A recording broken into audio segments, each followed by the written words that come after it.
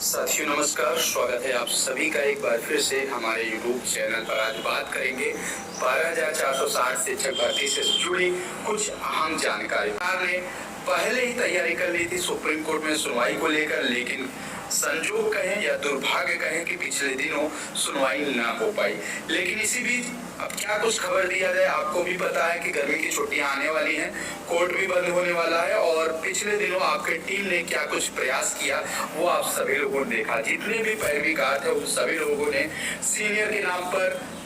पैसे वसूली का कार्य किया, आर्थिक रूप से सहयोग भी मांगा और आपके बीच के बहुत से साथियों ने सहयोग भी किया था। लेकिन जो कोर्ट की सुनवाई हुई, कोर्ट सुनवाई में आप लोगों ने देखा कि सभी अधिवक्ताओं के माध्यम से जो प्रयास भी किया गया था, किसी भी प्रयास पर कोई भी अमल माननीय जज साहब ने बिल्कुल नहीं किया। केवल विपक्ष टीम की तरफ से जो सीनियर थे उनके द्वारा दिए गए दलीलों पर माननीय सुप्रीम कोर्ट ने अमल किया और साथ ही साथ सरकार की भी बातों को अनसुना किया। तो कुल मिला के मामला ये निकल के आता है कि अगर सुप्रीम कोर्ट में आपको अपनी बात रखनी है और अपनी बातों को कोर्ट तक पहुंचाना है, जज साहब तक अमल में लाना है, तो एक कहीं न कहीं आपके पक्षकार, चाहे वो 0 जनपद की टीम हो, चाहे वो 51 जनपद की टीम हो या कोई भी चयनित टीम हो, उन सभी टीमों की तरफ से जब तक सीनियर अधिवक्ता कोर्ट में नहीं उतारे जाएंगे, आपका कोई भी प्रयास सार्थक और सफल नहीं हो पाएगा। इसलिए सभी साथियों से गुजारिश है कि अगर सुप्रीम कोर्ट में आपको स्कूल आवंटन से संबंधित आदेश प्राप्त करना है तो आप सभी को सीनियर अधिवक्ता कोर्ट रूम में उतारना पड़ेगा और अलग अलग टीमों के अलग अलग लोगों को सहयोग करेंगे तो थोड़ा थोड़ा सहयोग सभी टीमों को मिलेगा और थोड़े सहयोग से किसी प्रकार की कोई सीनियर कोर्ट रूम में नहीं उतारा जाएगा और ये कहीं कहीं आपके साथ पैसों का छलावा होगा और आपके समय और पैसों की बर्बादी होगी। इसी को लेकर इस वीडियो में चर्चा करेंगे कि 8 मई को स्कूल आवंटन होने वाली है। 8 मई को सुप्रीम कोर्ट में स्कूल आवंटन को लेकर और आपके मामले को लेकर सुप्रीम कोर्ट में सुनवाई लगी हुई है और आपके जितने भी पैरवीकार हैं, चाहे वो सुप्रीम कोर्ट में सुनवाई लगी हुई है और आपके जितने भी पैरवीकार हैं, चाहे वो 0 जनपद के हों, चाहे वो 51 जनपद के हों या रूल वाले हों या सर्कुलर वाले हों या जितने भी पैरवीकार हों जो आज के डेट में 29 दिसंबर और 5 जनवरी को काउंसलिंग कराते हुए नियुक्ति पत्र पा चुके हैं, उनकी अगर रणनीति की बात करें, उनके प्रयासों की बात करें तो ये नहीं लगता कि 8 मई को जब सुप्रीम कोर्ट की सुनवाई होगी इनके द्वारा कुछ महत्वपूर्ण प्रयास किया जाएगा जिससे कि स्कूल आवंटन जल्द से जल्द हो सके। क्योंकि आपको पता है कि सभी टीम केवल और केवल आर्थिक रूप से सहयोग मांग रही है। कोई भी सीनियर अधिवक्ता सुप्रीम कोर्ट में उतारने को लेकर कोई भी ऑफिशियल अपडेट अभी तक नहीं दी जा रही है। अलग अलग टीम के द्वारा केवल और केवल आर्थिक रूप से सहयोग मांगा जा रहा है और ये सहयोग कितना ज्यादा सफल साबित होगा आपकी स्कूल आवंटन के लिए आगामी 8 मई को भी आप देख सकते हो। पिछले कई दिनों तक आपने देखा भी होगा कि 8 जनवरी को सुनवाई हुई थी, जितने भी चयनित टीमों ने क्या कुछ प्रयास किया, उसके बाद 8-11 मार्च को सुनवाई हुई, वहां पे भी क्या कुछ प्रयास किया गया। ये तमाम चीजें आप लोगों ने देखा कि आपके जो पैरवीकार हैं वो केवल आर्थिक रूप से सहयोग मांग रहे हैं, लेकिन स्कूल आवंटन के लिए कोई मजबूती से प्रयास नहीं कर रहे हैं। इस वीडियो के माध्यम से हम कुछ महत्वपूर्ण सूचना पर कुछ सूचना पर प्रकाश डालेंगे और आपको बताएंगे किस प्रकार से स्कूल आवंटन हो सकता है 0 जनपद की तरफ से, 51 जनपद की तरफ से और अन्य पैरवीकारों की तरफ से क्या कुछ प्रयास किया जा रहा है। साथ ही साथ सूचना ये भी निकल के आ रही है कि अगर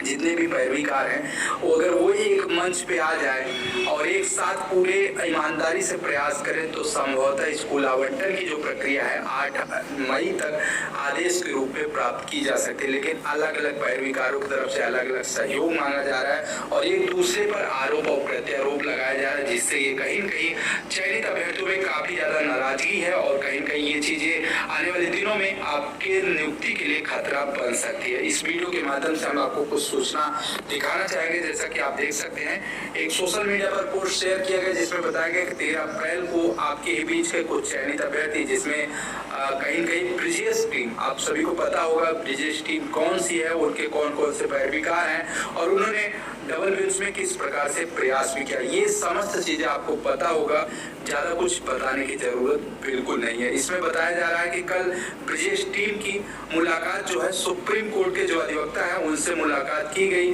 जिसमें ब्रिजेश टीम के माध्यम से भर्ती में जितने भी मामले चल रहे हैं, जिस प्रकार से ये भर्ती रोकी पड़ी है, 6 साल से कितनी पीड़ा हुई है और डबल ब्रिज में क्या कुछ प्रयास किया गया और विपक्ष के तौर पर जीरो जनपद और रूल रेगुलेशन, जिला वरीयता सर्कुलर, ये जो तमाम विवाद है, इन सभी मुद्दों पर चर्चा की गई और सारी बातें अधिवक्ता साहब को बताई गई और अधिवक्ता साहब ने बातों को संज्ञान में लिया और बेहतरीन रूप से चर्चा करने के बाद उन्होंने एक समाधान के लिए एक जानकारी दी और बताया कि जितने भी अभ्यर्थी इस भर्ती में चयनित हो चुके हैं, 29 दिसंबर और 5 जनवरी को ऐसे समस्त अभ्यर्थियों की तरफ से एक आईए दाखिल की जाएगी और उसी आईए पर 8 मई को सीनियर अधिवक्ता खड़े होकर अपनी नियुक्ति को बचाते हुए स्कूल आवंटन के लिए माननीय जज साहब से रिक्वेस्ट करेंगे, निवेदन करेंगे और इस प्रकार की जो प्रयास होगी ये कहीं न कहीं सार्थक साबित हो सकती है। जितने भी पीड़ित चयनित अभ्यर्थी हैं उनकी स्कूल आवंटन के लिए एक प्रमुख रूप से आदेश पारित हो सकता है। आपको बताना चाहेंगे उस नए आईए के माध्यम से संपूर्ण चीजें रखी जाएगी और कहीं न कहीं कोर्ट के अधीन करते हुए स्कूल आवंटन के लिए आदेश पारित कराने का एक प्रयास भी किया जाएगा। इसमें आप देख सकते हैं संबंधित अधिवक्ता ने यह भी बताया कि पिछले दिनों अगर 3 तारीख को जो सुनवाई लगी हुई थी, अगर 3 तारीख को सीनियर अधिवक्ता सुप्रीम कोर्ट में अभ्यर्थियों की तरफ से उपस्थित हुए होते तो कहीं न कहीं स्कूल आवंटन के लिए एक दिशा निर्देश जारी करा लिया जाता, लेकिन फिर भी समय बीतने के बाद पश्चाताप करने की कोई आवश्यकता नहीं है। आगामी रणनीति में ये प्रयास किया जा सकता है। पूरी उम्मीद है कि 8 मई को अगर ये प्रयास किया गया ब्रिजेश टीम की तरफ से तो कहीं न कहीं संपूर्ण चयनित अभ्यर्थियों के लिए 8 मई एक सुखद दिन साबित हो सकता है और आईए के माध्यम से संपूर्ण चयनित अभ्यर्थियों की बात माननीय सुप्रीम कोर्ट में रखी जाएगी और कहीं न कहीं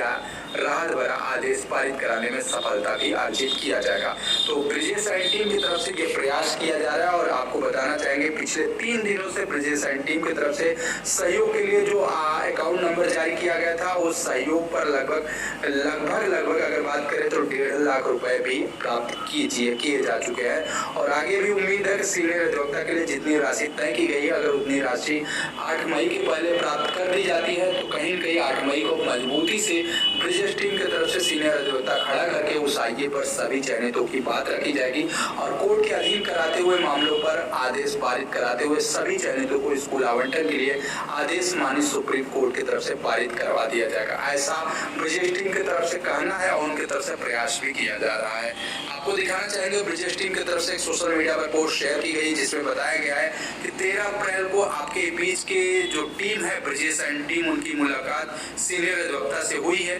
जिसमें 8 मई को सीनियर अधिवक्ता को अपने मामले में उतारने के लिए और विद्यालय आवंटन के संबंध में संपूर्ण चर्चा भी की गई और बताया भी गया कि किस प्रकार से स्कूल आवंटन कराया जा सकता है। आपको बताना चाहेंगे ब्रिजेश एंड टीम की तरफ से बताया गया है कि कुछ ऐसे अभ्यर्थी हैं जो कहते हैं कि अगर इस भर्ती में सुप्रीम कोर्ट की तरफ से राहत मिला तो 29 दिसंबर को चयनित होने वाले अभ्यर्थियों को राहत मिल सकता है, बाकी 7 जनवरी को जो चयनित हुए हैं उनके लिए खतरा बन सकता है। फिलहाल इस मुद्दे पर भी ब्रिजेश टीम की तरफ से सुप्रीम कोर्ट में जो अधिवक्ता थे उनसे विस्तृत चर्चा भी की गई है और बताया गया, उनके माध्यम से बताया गया कि आज के डेट में सभी अभ्यर्थी चयनित है, चाहे 29 दिसंबर के अभ्यर्थी हो चाहे वो 7 जनवरी को हो, सभी लोगों को नियुक्ति पत्र मिल चुका है और सभी लोगों के साथ एक सामूहिक रूप से आईए दाखिल की जाएगी और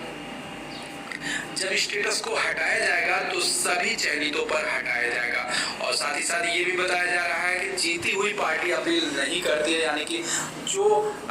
टीम हारी हुई है वो अपील दाखिल करेगी इस संबंध में, जैसा कि पोस्ट के माध्यम से बताया जा रहा है कि ब्रिजेश टीम ने जिस प्रकार से प्रयास किया था डबल बेंच में उसी प्रकार से प्रयास सुप्रीम कोर्ट में भी किया जाएगा और ब्रिजेश टीम का कहना है कि पटवालिया सर जो विपक्ष की तरफ से हायर किए गए हैं और पटवालिया सर के ही आर्गुमेंट पर आप सभी लोगों को ये भी बता दें कि पटवालिया सर ने ही बीएड वर्सेस बीटीसी के मामले पर सुप्रीम कोर्ट में अभी फिलहाल कुछ दिन पहले पैरवी की थी, जिस पर बीएड वर्ग के अभ्यर्थियों को बड़ा राहत दिलाते हुए 11 अगस्त 2023 के पहले जितने भी बीएड चयनित थे उनकी नौकरी को बचाने का कार्य पटवालिया सर के माध्यम से किया गया। तो पटवालिया सर को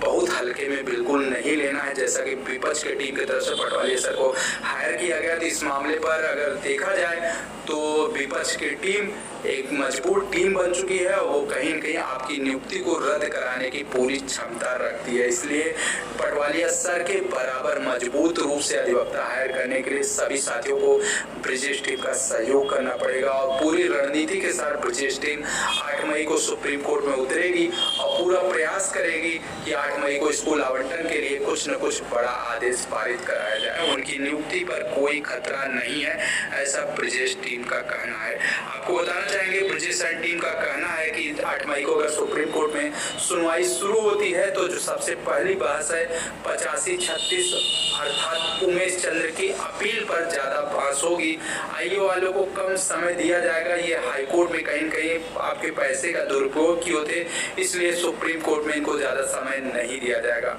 ऐसे अभ्यर्थी जो हाईकोर्ट में समझौता जीरो की अपील बहुत कमजोर थी, ऐसा इस प्रकार का भ्रमित करने का कार्य किए थे, लेकिन ब्रिजेश एंड टीम ने अपने सीनियर अधिवक्ता उपेंद्र मिश्रा सर को इस जीरो की बहस पर उतारा था और कहीं न कहीं मजबूती से पैरवी की, जिसकी वजह से जीरो जनपद को जीत मिली। साथ ही साथ वेटिंग जनपद के अभ्यर्थियों को इस भर्ती में नौकरी भी मिली। तो कहीं कहीं ब्रिजेश एंड टीम अपनी ईमानदारी का परचम लहरा रही है। जिस प्रकार से डबल बेंच में जीत हासिल की थी उसी प्रकार सुप्रीम कोर्ट में भी जीत हासिल करेगी, ऐसा ब्रिजेश एंड टीम का कहना भी है। आपको बताना चाहेंगे ब्रिजेश एंड टीम का कहना है कि 85-36 जो अपील है वो सरकार के खिलाफ है, इसलिए सरकार 85-36 में जीरो जनपद के खिलाफ भी है, इसलिए मजबूती से पैरवी करना होगा, ब्रिजेश एंड टीम का कहना है और जिसके लिए आप सभी को सहयोग अति आवश्यक है, ऐसा ब्रिजेश एंड टीम का कहना है। इस पोस्ट के माध्यम से बताया जा रहा है कि सेकंड काउंसलिंग में जो चयनित अभ्यर्थी है अरविंद यादव उनके साथ भी थे। यदि किसी भाई बहन को किसी प्रकार की समस्या है तो दिए गए नंबर पर आप संपर्क भी कर सकते हैं। तो ब्रिजेश एंड टीम ने अपने पोस्ट के माध्यम से अपना प्रयास और आने वाले दिनों में किस प्रकार से प्रयास करना है वो समस्त चीजें सोशल मीडिया पर शेयर कर दी हैं और इस वीडियो के माध्यम से आपको बता भी दिया गया कि किस प्रकार से आगामी 8 मई को मजबूती से पैरवी करनी है और सभी चयनितों को नौकरी बचाना